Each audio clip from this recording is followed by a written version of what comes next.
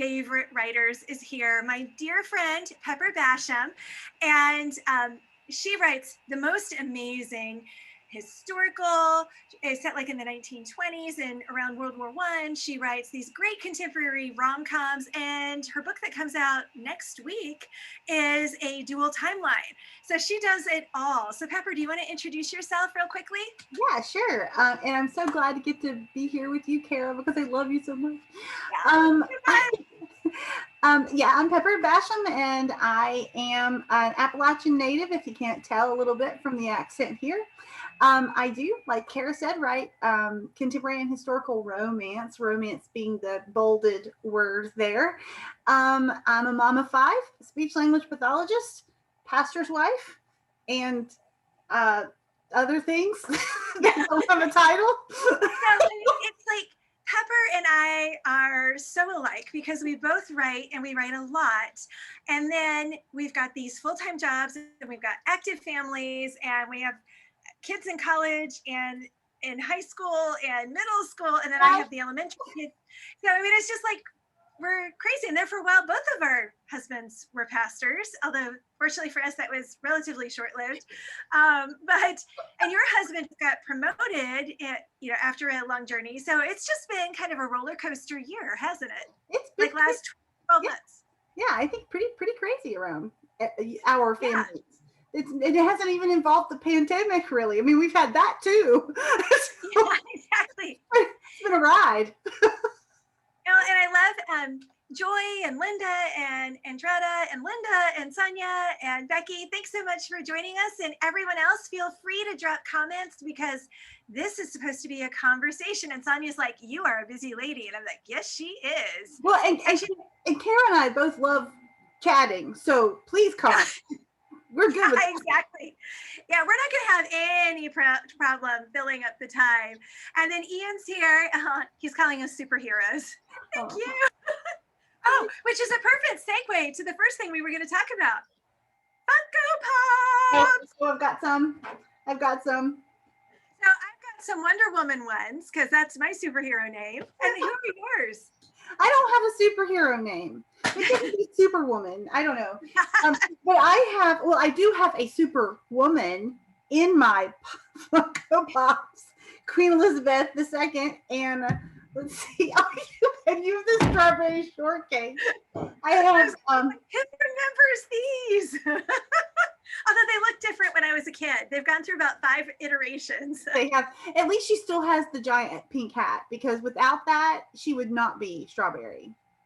And I've got the original custard back there as well, just for those who remember and love strawberry shortcake. Okay, so I have Jane Austen with the Pride and Prejudice book she's reading. So cute.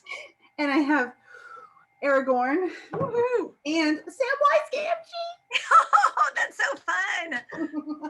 That is awesome. And someone said if Thor was female, Joy was saying if Thor was female, that'd be Pepper. Lightning from my hammer. To hold the hammer. I gotta hold the hammer. I don't have a hammer. I have the Captain America shield, though. Yes, you do. And you would bring that to ACFW, which was so fun.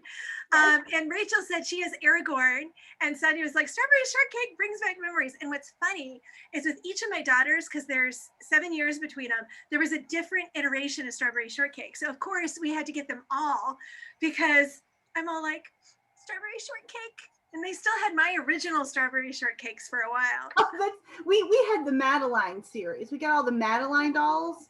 Oh, fun. Yeah, so that was something that passed from one girl to the next girl in our family. So, yeah. That's so fun. That and Littlest Pet Shops.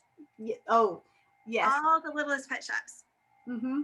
Oh, since we're on nostalgia, anybody have Hollie Hobbie growing up?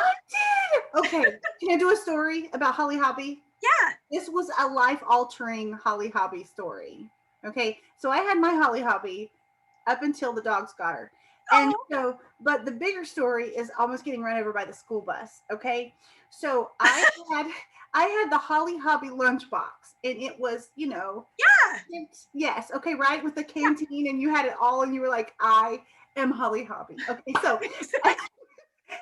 so I was in kindergarten, getting on the bus with my Hollie Hobbie lunchbox, and it was an icy morning. Our buses still would run sometimes when it was just icy on the In grass. Appalachia, they have icy mornings. And so anyway, yes, in fact. And so so I was getting on the bus and there were these high schoolers around me that I usually got on with.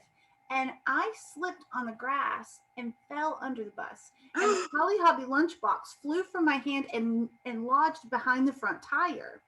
So from beneath the bus, I could see my mom across the road where she dropped me off to cross the road to get on the bus, right? So I could see her from across the road, and I saw my Holly Hobby lunchbox and started reaching for it. Well, the school bus driver thought I was on the bus. And so you know how a bus will roll back before it goes forward, right? And I realized he was starting to move, so I get out from under the bus. He rolls back over my Hobby lunchbox and thought he had hit me because he sees my mom start running. I don't think he ever recovered. I need comfort. That's a scary story. Hug her close. I don't have mine anymore. So this Raggedy Ann, my mom for birthday cakes used to do angel food cakes, and then she put Holly Hobbie in the middle. And the angel food cake was the skirt, and then another year she put a Barbie in the middle, and the angel food cake was the skirt. That's fantastic. For a long time, I'm gonna have Queen Elizabeth, so I'll feel better too. So Karen was like, I love Strawberry Shortcake and Hollie Hobbie and Raggedy Ann. And then Jenna was like, Hollie Hobbie. And I've got Raggedy Ann over in another room, but I won't run and go get her because we do live in Indiana. And that's where Raggedy Ann and Raggedy Andy were written from, is Wow. the author's an Indiana native. Indianian? I don't know what you call it. I'm a Nebraskan. I don't know what they call Indianians. I don't. I'll let you figure that out. That would be a Caraism. I just created a word. Forget about a paraphrase. It's a Cara phrase. There you go. Nice. I like it. Now, here's what I want to know. Have you used that story in one of your novels? Because it sounds like it should go in. I use a lot of stories that are real in my novels, but I haven't. There's some comedy in that would fit. You know, you heighten the tension and then everybody laughs when it's over. Mm-hmm. Right. And the mom, unlike my mother, the mom is running across the road in her bathrobe with her fuzzy slippers. And sliding across the grass when her fuzzy slippers hit the grass and joining her daughter under the bus. And she then meets the hero who is probably the bus driver.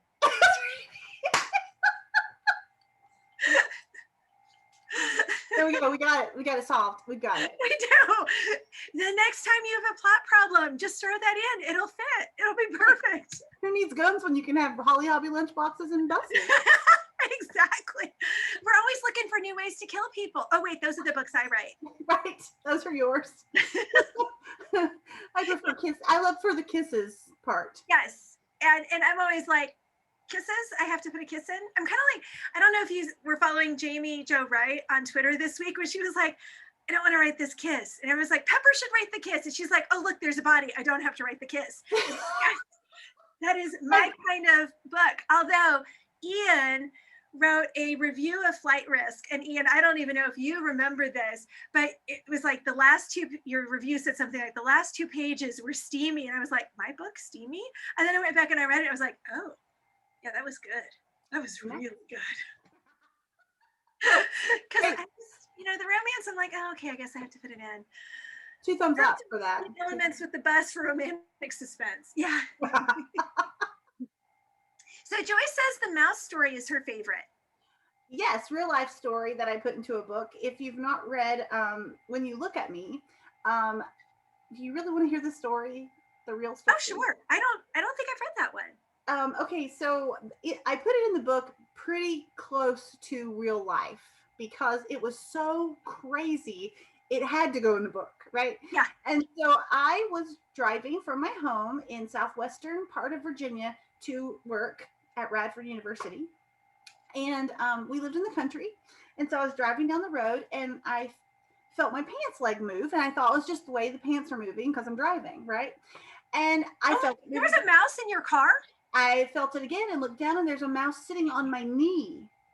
And so I'm driving and here's the problem. We're on a backcountry road. So there's a ditch on one side and oncoming cars on the other side. So I'm like, here's this mouse on my knee and I can't stop.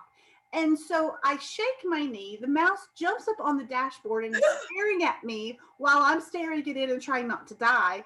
And then the so I'm like, okay, problem solving, right? You're in that moment and you're trying to. I'm a mom of 5. I can problem solve. And so I'm sitting here going, don't lose it.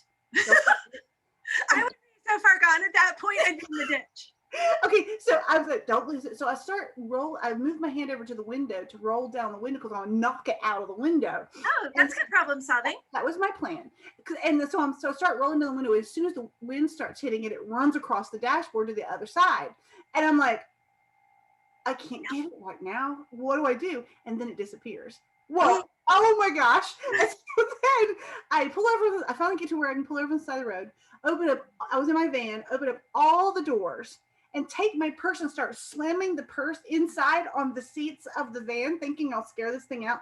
And I can only imagine what the drivers passing by must have thought, because I mean, it looked like I was wild. And then I did see the mouse jump out of the van, closed all the doors, and went on back to work. And by the time I got to work, I mean, I was shaking all over. When I got to work, I mean, I was laughing at that point. It took a little while to get to the laughing stage. I was like, oh my gosh. That's insane. Oh my gosh. Okay, somehow I did not know this story. Yeah, it is in When You Look at Me, except my heroine has it happen to her. And my hero, who's in the car with her, is terrified of mice. So it makes the story a lot funner. Because he's freaking out. Yes. Oh my gosh. That is crazy. Okay, and I lost the comment, so I'm flipping around. I'm finding them again. Gotta love it. But what I love about that is it just shows how amazingly funny you are in real life. Because I would tell that story and everybody would be like, well, that's a tragedy. Cara, what is wrong with you? And you tell it and everyone's like, oh my gosh, what book is this in? I need to read this. What's going on? And so I don't know how you do it. Oh man, Jenny Jones are those people who are just naturally funny. Oh, well, thank you. I would love to be thought of that way. You are. Swipe left to reveal. Oh, there they are. I would have freaked out, says Anastasia, and I completely agree. Karen's like, I would have wrecked the car for sure. I'm like, I would have been in the ditch so fast that it wouldn't have even been funny. Because the idea of mice, the only time I had something like that happen was in college when a hamster got out in the dorms, and you're not supposed to have pets in the dorms, and someone had a hamster and it got out and then it ran across my toes one morning. And my roommate was a farm girl going crazy, and I'm looking at her going, you're the farm girl, you should be used to mice. I'm the city girl. That happened with my brother's tarantula. It was no fun. So Anne's like, oh, Linda had a frog in her car. That would be about as bad. And here comes my puppy tearing through and tearing back out. So Ian's like, it feels like we've been invited to 2 great friends. Yep, that's it. This is it. And I have to tell you all, because you may not have heard yet, but for those of you who are members of American Christian Fiction Writers, I am so delighted because Pepper's now going to be my roommate at board meetings because she has agreed to join the ACFW board, which I'm so excited about because you're going to bring so much energy and spiritual wisdom and writing wisdom to the board, which is just awesome. I'm so super excited that you said yes, because you're so busy. We went through everything that you do at the beginning and you're just so busy. Ditto. And I was super honored. I mean, it really was a shock. If you could have heard my voice whenever I was first asked by Coach Coble, I was like, why me? And then I was like, are you sure? Yeah. What? It's one of those things when we add someone, it's a very prayerful process. And that's one of the things I love about the board. There's so much prayer and intention that goes into it. And you automatically were just like, everyone went, yeah, this is the right person. So I'm super excited. And there's lots of congratulations. Wow, this is wonderful. It's an honor. And yes, it totally is an honor. And it's work, but it's an opportunity really to give back. And that's one of the reasons I've done it for all the years I have, which I'm not even going to say how many it is because then I'll feel old, and I'm not old. That's right, you're I not. had a birthday last week. I'm not old. So Beth is like, I like mice, but I would still have gone crazy with a live mouse. Yes, absolutely. And driving, that's the part that would freak me out because I know my initial reaction would be, and then I'd be in a ditch or I'd be in another car, and that would be even worse. Yeah. See, and there was the thing. That's where I was. I was like, Yeah. I can't do anything except try to solve this. That was all I could do at that moment. So yeah. And fortunately, you're a speech pathologist, so you don't just operate in the right side of your brain. So you could kick into problem-solving mode and go, I can do this. I'm also a country girl. What when you get to the parking lot? Yeah, right. I mean, that's how it goes, right? Yeah, I still have a little bit of PTSD afterwards, though, thinking about anytime something moves on my leg when I'm driving, my first thought is to go, okay, I was just glad I didn't have a skirt on because Yes. I got out of the car after shaking and went into my coworker's office and told her the situation. I said, I'm so glad I didn't wear a skirt today. And you're like, I hadn't even thought about that yet. Oh my goodness. Yeah, that would have just been the worst, the absolute worst. I would have had a hard time getting back in the car without like checking everywhere and doing kind of, like, remember in Parent Trap when they're like banging for the bears? Yes.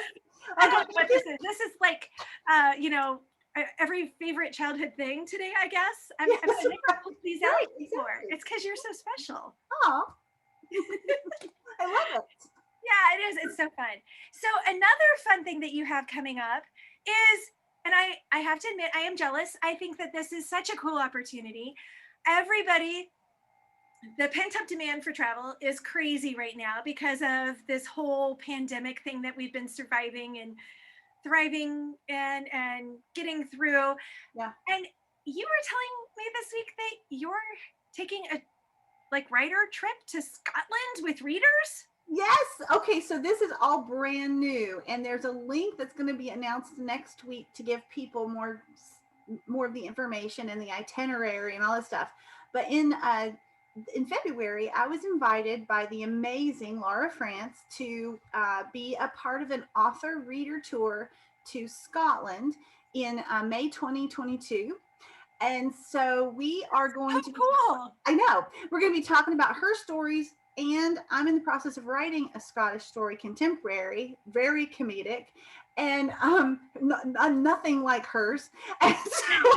And we also share, Laura and I share a lot of family history from Scotland. So we're taking people on tours of places from where our ancestors came from, as well as where our stories are taking place. So my contemporary is going to be taking place on the Isle of Mull. Yeah, right. For invisible plane, so I can come with you. Yes, come on. And so, okay, yeah, it's going to be. I hope that people will be able to go and enjoy it. It's really, I think the thing that makes it unique is that Laura and I are very good friends, and we really love the idea of building community with the readers that join, and so I'm kind of overwhelmed by it too. It's amazing. And there are the tour guides are actually probably watching right now because they had heard about me doing this interview tonight, and they wanted to support that. And so they're probably watching right now too, and they're fantastic. Oh, that's so fun. And Sonia said that she's a professional genealogist, so she loves what you were planning on. And it does. It's so cool. When I taught in Germany that one summer, my mother's side of the family, my grandfather's from Germany. And so we were like, oh, let's go figure out where the Kilsers are from and all this. And yeah, it's almost impossible to figure out. It's some tiny little town somewhere in the Black Forest. And it was like, oh, it would be so cool.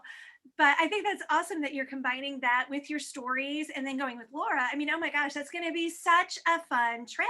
Right? I can imagine being on a trip with Pepper. I mean, doesn't that just sound terrible? Oh, yeah, really bad. Yeah, I do snore, but you won't be sharing a room with me, so you're good. That's awesome. So, and Bob Cratchit says they are watching. So they must be your tour people. Yes, they are watching. I keep saying I want to do one in Italy, like with the World War II and Monuments Men and all that, because I just think there's so much fun. Just so you know, they're listening to you right now, and they will find you. Yeah. So, okay, let's see. Sonia's from Germany too. Oh, and Joy's telling Bob the tour sounds amazing, and it does. Beth says Scotland is so beautiful. I've been to Edinburgh and Glasgow, and then we took the train from Edinburgh down to York because that's where I was having a conference. And Edinburgh or Edinburgh, whichever way you want to say it, is one of my favorite European cities because it's just so charming. But I don't even know. Are you guys going to go to one of the big cities? We start in Edinburgh, and we are basically, I mean, Brad and Bob and Kathleen can probably give you better details, and there will be details on the itinerary when we share it. But we are doing we're trying to get a little bit of all of Scotland. So we're doing the Lowlands, the Borderlands, the Isle of Skye. We're going to Iona and the Isle of Mull. We're going to the Highlands. We get to go to Glencoe and to I mean, there's just so many places, and that's fantastic because there are several castles that I have in my family history that I'll actually get to go into, and I'm like, oh my god, that's so fun! I know. That's awesome. And Ian said he's hoping to be in England next year, so maybe he needs to go to up north. And I'll tell you, Scotland is amazing. It's beautiful. And if like we took the train from York to Edinburgh or Edinburgh, whatever. And Edinburgh is just amazing, but the countryside's beautiful. Mm-hmm. And I've always thought it would be fun to like rent a car and just drive around for like a week and see all those little places that from a train you just kind of go right by. And so it's it's beautiful. And Arthur's Seat is well worth the climb in Edinburgh.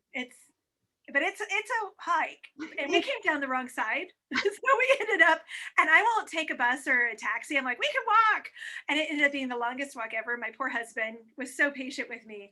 And in Italy, then we just do everything, all kinds of public transit. But I hope that you are going to float Loch Ness.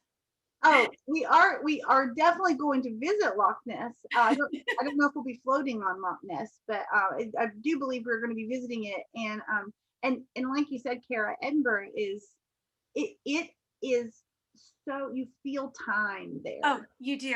It's the most amazing thing. And then in England, one of my favorites is York, because the York Minster there is just amazing. And London's incredible, but there's still so many places there I haven't seen. Yeah. I'm like, if we ever get to travel again. Oh, Edinburgh over London any day. Yeah. Any day. And you can just walk around in the Castle District and all that. It's just a wonderful little city. Beautiful. Definitely. So even if you aren't going anywhere else, you want to be on this trip with Laura and Pepper. But it is going to be amazing. And I just think when you have people who have written about a location, especially when it's people like Pepper and Laura who are doing the work and the research, they're going to have so much color to add to it and so much history and just all these things that just being a tourist you might miss. So it's such, I think, a rich way to experience a location. So that's so fun. And Laura is, I mean, one of the sweetest humans. Oh, she's amazing. On the planet. So you just want to be with her. I feel like I'm double fisting and I need to just say it's hot tea and my sparkling water. So is that a Sonic cup that you've got there? Oh, Chick-fil-A. Of course it's Chick-fil-A. How many of your kids are working there today? Only one. Only one. That's so funny. I feel like I get on Zoom and all I do is drink, but that's what I do all day. It's water or tea, water or tea, water or tea. So, hydration, it's important. Right. It's very important.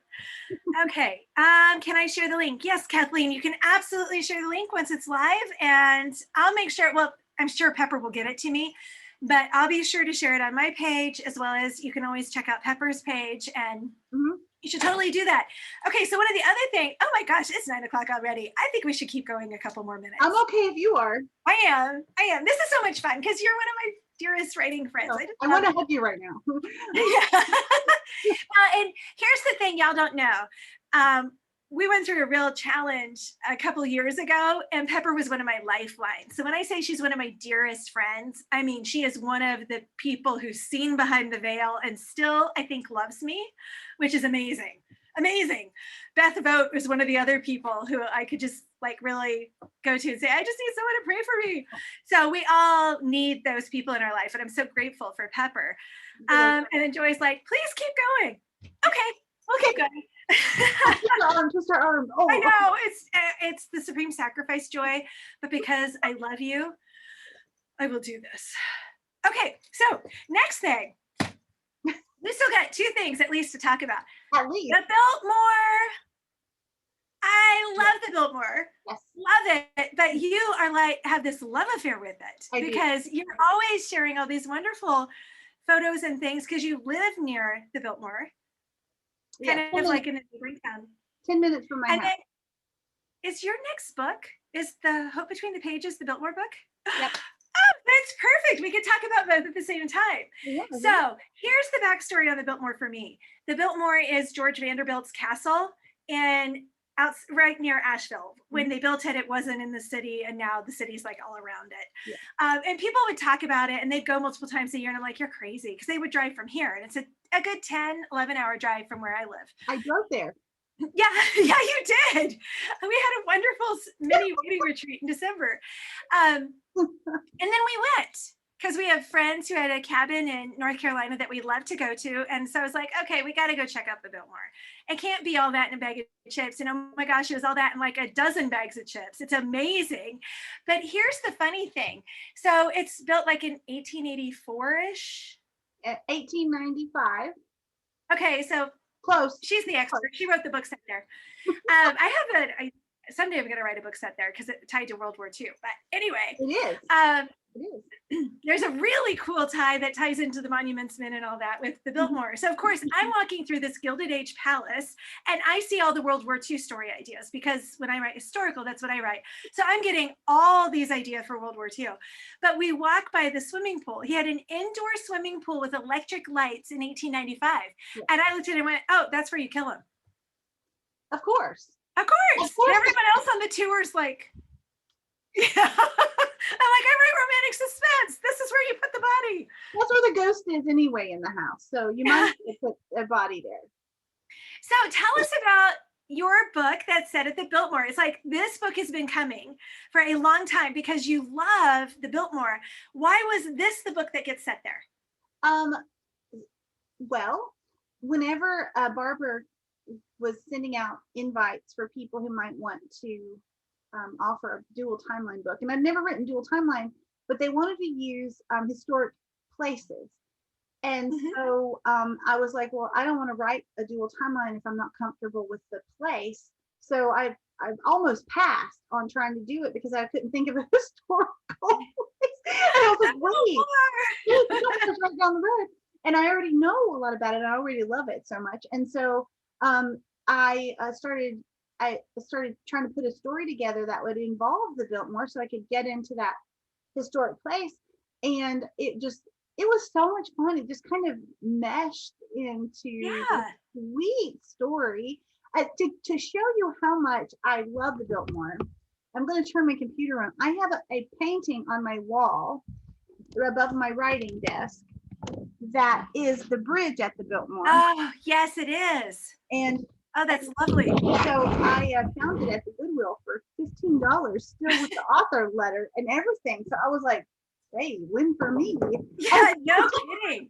That's what I call a kiss from heaven. God going, here you go. Yes, here you go. And you are going to write about this place someday. And so so it takes place there, and it just so happened that everything kind of worked together, as is often how God works, to give me this opportunity. And I've really enjoyed it. It's been challenging because it's a different genre than I usually write, but I've really enjoyed the process.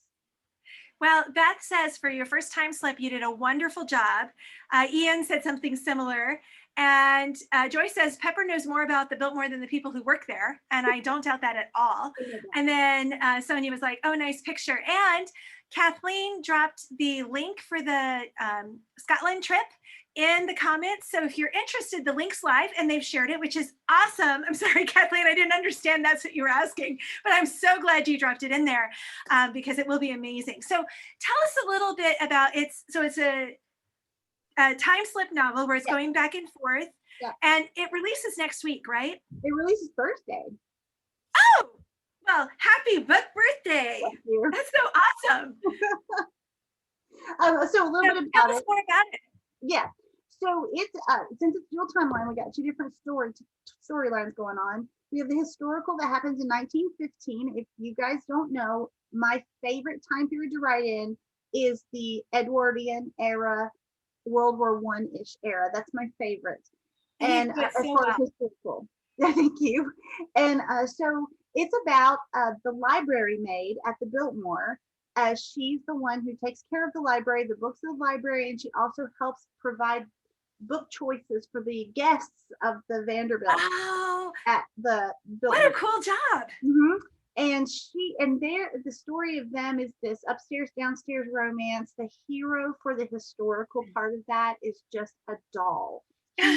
He just came into the story and just was like, here is me, and you're gonna love me, and this is the way it's gonna be. He sweet, kind, all these things.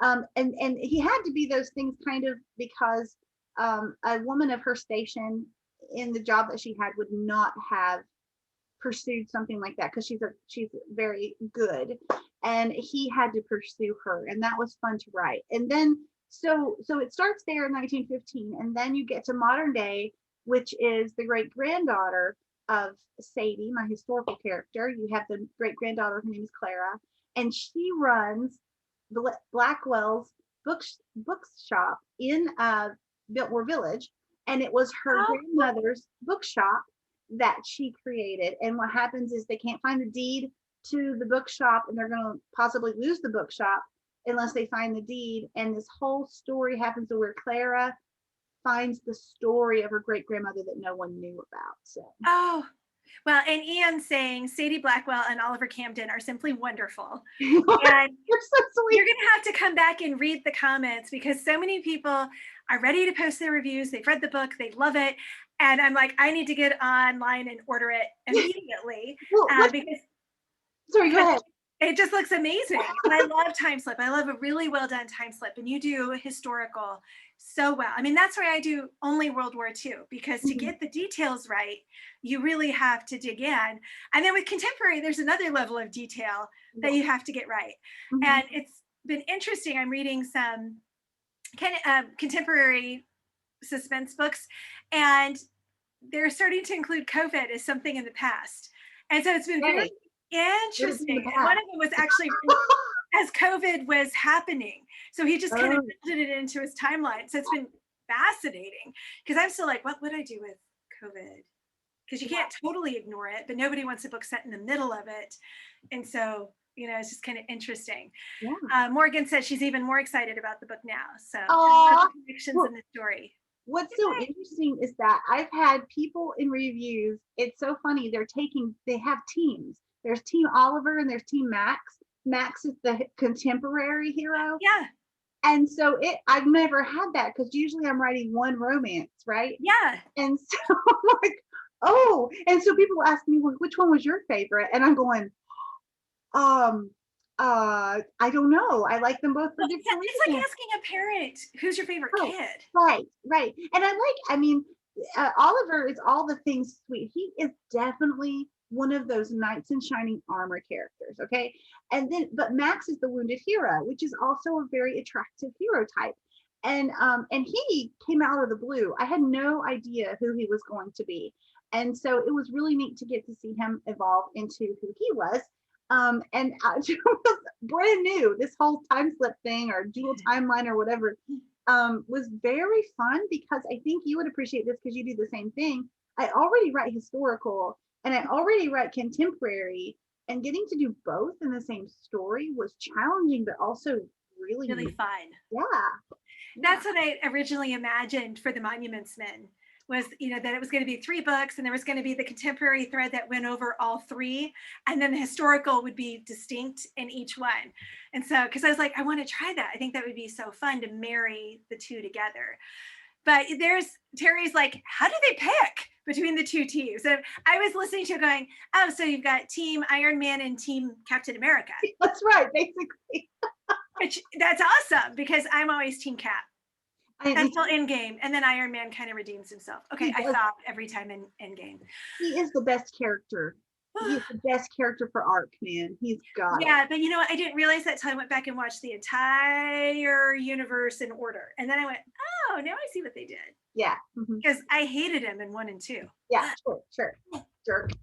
I don't have a strong opinion about that at all. You never have strong opinions, Cara. Yeah, so everyone's like, how do they pick? It's impossible to choose. And Beth's like, I'm Team Oliver and Team Max. So, There you go. Excellent, Beth. Excellent choice. and Ian's like, you did great with Max. I really like him. So here's the thing. So are you doing a book signing at the Biltmore? Okay, tricky thing about Biltmore. They are very protective of being associated with anything outside of their control. And so I have not been allowed to take any pictures associated with the book at Biltmore, or they could do not nice things to me. And so readers can, though. Readers can take as many pictures as they want to with the book because it's not my picture. Yeah. And so they are allowed to, but since I'm the author of the book and I would be somehow making some sort of money maybe off of taking pictures. They obviously don't understand publishing. They don't. And I tried to convince the marketing team that this is great publicity for Biltmore and that I have no desire to slander anything that has to do with Biltmore. I appreciate it so much that it still didn't work. So readers, please go. If you're going to go to Biltmore, take your book and take pictures because I can't. So you can to do that. But that's crazy. It was sad. It was kind of frustrating. And that's why the book that comes out in September, the book that had come out in September was originally set at the Biltmore, and I switched it to a different setting because I didn't want to have to deal with the same kind of difficulties I was having with Hope Between the Pages and Biltmore. So that was sad. And the marketing team there are so nice, and they were very long suffering with me by asking. I continued that, can I do this? Can I do this? And it was still no. So there we go. Well, and you're really creative at the marketing thing, so I bet you did pepper them with lots of ideas. Yeah, and in ways that were good, in ways that would have been helpful to them, I thought. But I think they've had they've had some kind of burns in the past, and they're very, very protective. They're also very protective of George and Edith Vanderbilt's history and how they're portrayed in fiction, which I can appreciate. So I didn't push super hard. I was just disappointed. Yeah, because you love the Biltmore so much. I do. So I can see you giving tours with readers there and having a book signing and then eating there and having this really cool, lovely event. Well, I am actually taking 3 readers on a tour of the Biltmore on April 17th. So yes, I am. And you'll be like, and here's where Cara was, and here's where Edith was, and Oliver lived up there. And exactly what's going to happen. That's so fun. So when I taught in Siena that one summer, one of the most fun things about it was our daughter, our oldest, what her favorite series as a teen, and it's still one of her favorites, was Lisa Berggren's series that starts with waterfall, Rivers of Time or something like that. And so a lot of that takes place in Siena and around it, which is why I was so excited to be able to spend a month there as a family while we were teaching. And it was just so fun because she's like, oh, that's the townhouse he would have had, and this is where that would have been. And it was just so fun to, in a sense, watch the series that she loved come to life as, you know, we spent a month in Siena. And so it's really fun when you can do that. And so I can imagine once I read Hope Between the Pages and then I go to the Biltmore, I'm going to be doing the exact same thing. Oh, here's the library. I can see her. So that's just so fun. Oh, yes. Well, that's what it felt like when in my book that came out last October, The Red Ribbon, takes place in my hometown. Yeah. And that's what it was. It was so strange and cool at the same time to be, oh, I know exactly what this looks like, and I know what this smells like, and I know how this sounds in this cove, and it was very interesting to get to do that. Yeah, it's very different from, okay, Google Earth tells me it looks like this, and so I'll just imagine the rest of the movies.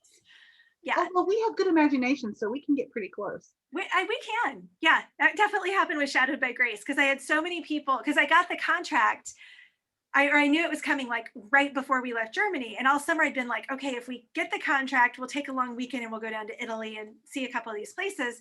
But if we don't get the contract, there's no reason to do that. And so it was too late. We couldn't get down there. And I'm doing all the research online and through books and documentaries and all this kind of stuff. And so many people were like, so when were you there? And it wasn't until after the book came out that then I spent 4 summers in Italy. And I still haven't gotten to Montecafino because they don't have cars big enough for a family. Right. Oh, I know that problem. Yes. And then the roads are so tiny. And I'm like, I really don't want to. And the buses, I'm like, it would take forever to get there. But I'm like, one of these days, I want to go to that castle because now it's a bed and breakfast. And I'm like, I need to go. Because I spent so much time on the website. And I'm like, it's not the same as actually being there. No. But you can get it close because there are all these people who traveled who are like, wow, this is exactly like what it was like in Tuscany. You nailed it. And I'm like, I'm glad because I haven't seen it yet. And then I got there and I'm like, oh yeah, I did it. Okay job. This works. That's great. Oh, that's a whole other reason why I'm glad I get to tour Scotland. I mean, I'm doing a lot of research for this book, but I know there are more stories waiting, and so many. Yeah. And that's one of the curses and blessings of being a writer. You walk around or you're reading the paper or anything and you just story ideas. Yeah. Like I said, walking through the Biltmore and seeing 3 World War II stories, and everyone else is like, it's Gilded Age. What are you talking about? And I'm like, oh, but there's a tie, and so I need to write those before someone else does. That's all there is to it. Like you said, it's the blessing and the curse of writing and having all these other people in your head that talk to you, and you can get a little noisy. Right. And you can only do so many at a time. Yeah. And you're like, I'm sorry, I have this much time. And with you in my lives, that's even less. And who's next? You're in line. There's a long queue. Yeah. Joy's like, don't forget Egypt. Joy's always reminding me not to forget Egypt because I have a historical romance that's kind of like Indiana Jones that I've been working on. And so she sends me pictures of camels often as a gentle nudge. Those characters need to come onto the page. So So she's that reader who's like, come on, don't forget it. We want this. But Pepper, you've already sent me a couple of chapters on it. Hello. Where's the rest of it? It's the best. I love it when readers do that. That's so much fun. Okay, so people are like, yeah, we love visiting places where we've read about in a book because you can place the characters there. That's why we read, because I can't get there. And so, yeah, it's awesome. All right, we had as much fun as I knew we were going to have. For those of you who hadn't met Pepper before, I think you now understand why I was so excited to introduce you to her. And her books are wonderful. And she's one of those people who truly can write wonderful historical and fantastic contemporary romance. So I can't wait to read the time slip because I know it's going to be fantastic. Thank you. Thanks so much for joining us. Any last words you want to leave with people? So if you want to purchase Hope Between the Pages, I would strongly encourage you purchasing locally or independent bookstore in some kind of way. Hope Between the Pages, there are signed copies being sold at Sassafras on Sutton near where I live, and they also made candles to go along with it. If you can see, it says Hope Between the Pages. Oh, that's so fun! And it smells of love notes, cozy sweaters, and books. All of you who've read it will understand. But so you can get it there. Also, really quickly, my next book that's coming out is September. It's called The Mistletoe Countess. It is nothing like Hope Between the Pages. It is, I'm serious. It is a hilarious, romantic, historical romance with comedy and a mystery. So, I mean, there's some comedy in this, but there's nothing like what's coming out in September. So, and that book sounds like it's got something for everybody: mystery, comedy, romance, and historical, all in one package. Yeah. Great awesome. Characters. I love visiting them to get to do my edits this week. I loved visiting them again. Oh, that's so fun. And then Pepper and I are going to be in a Christmas novella collection that I got to get started writing mine. And that's going to be a lot of fun. So you can get this plus 2 more authors in one collection, and that'll be coming at Christmas time. So awesome. All right. Well, thanks so much for joining me, Pepper, and everyone else. This is always just a blast. And I appreciate y'all tuning in. We'll be back next week. And have a wonderful rest of your week. Bye. Okay. So I think we ended the live. Yay! Oh, so we didn't end us. Okay. You're